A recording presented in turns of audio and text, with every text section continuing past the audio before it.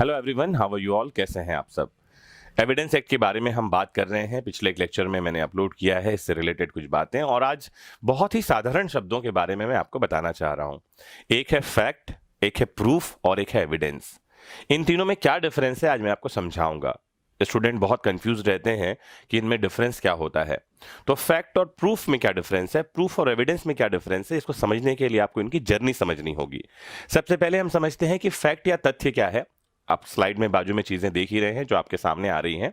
तो तथ्य या फैक्ट हम कहते हैं कि ऐसी कोई भी बात जो आपके इंद्रियों से बोधगम्य हो, whatever can be perceived by your senses is known as fact. जैसे फॉर एग्जाम्पल, मैं अभी बोल रहा हूं और आप सुन रहे हैं, ये एक फैक्ट है। आप यूट्यूब पर मुझे सुन रहे हैं, ये एक फैक्ट है। आप किसी एग्जाम की प्रिपरेशन कर रहे हैं, ये एक फैक्ट है। तो आप जो कुछ भी अपने सेंसेस से परसीव करते हैं वो एक फैक्ट है, एक तथ्य है।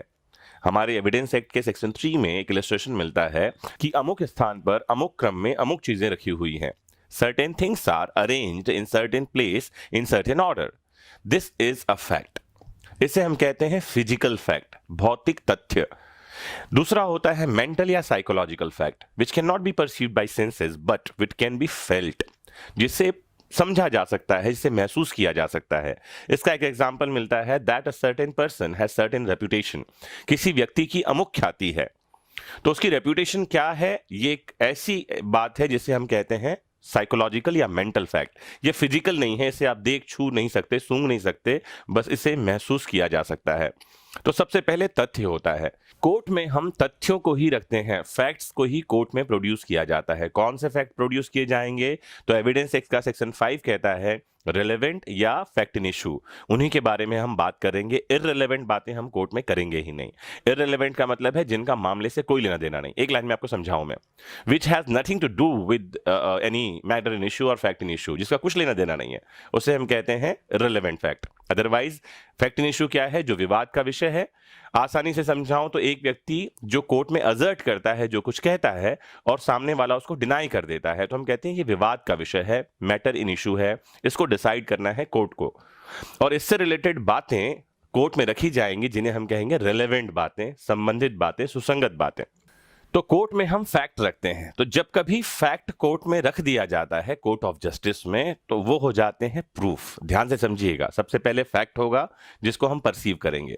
ये फैक्ट जब कोर्ट में रखे जाएंगे तो ये बन जाएंगे प्रूफ। और एज पर दी लॉ जब कोर्ट उसे एडमिट कर लेगा, जब न्यायालय उसे स्वीकार कर लेगा, कोर्ट कंसिडरेशन में लेगा, तो हम इसे कहेंगे एविडेंस। तीन तरह की बातें हैं, फैक्ट होगा, फैक्ट से प्रूफ बनेगा और प्रूफ से ये बन जाएगा एविडेंस। एविडेंस के लिए हमारे पास हिंदी में शब्द है साक्ष्य, और भारतीय साक्ष्य अधिनियम, इंडियन एविडेंस एक्ट, इसके बारे में कोई परिभाषा नहीं देता। वो कहता है कि ये दो तरह का होता है, ओरल और डॉक्यूमेंट्री। मौखिक साक्ष्य होगा और दस्तावेजी साक्ष्य होगा।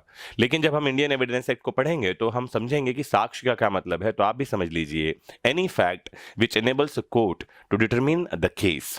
न्यायालय को निर्णय तक पहुंचने के लिए, मामले के निर्णय तक पहुंचने के लिए जो कोई तथ्य सक्षम बनाएगा, उस तथ्य को ही हम साक्ष्य कहेंगे। That fact will be known as evidence. तो आज मैंने बहुत ही ब्रीफ लेक्चर में आपको समझाया कि तथ्य, सबूत और साक्ष्य, फैक्ट, प्रूफ एंड एविडेंस में क्या डिफरेंस है या क्या इनमें रिलेशन है। उम्मीद करता हूं आज का ये लेक्चर आपको बहुत ठीक से समझ में आ गया होगा। कुछ और आप जानना, पूछना चाहते हैं तो कमेंट बॉक्स में लिखिए और जुड़े रहिए अपने फेवरेट चैनल वैदिक शिक्षा से। नमस्कार।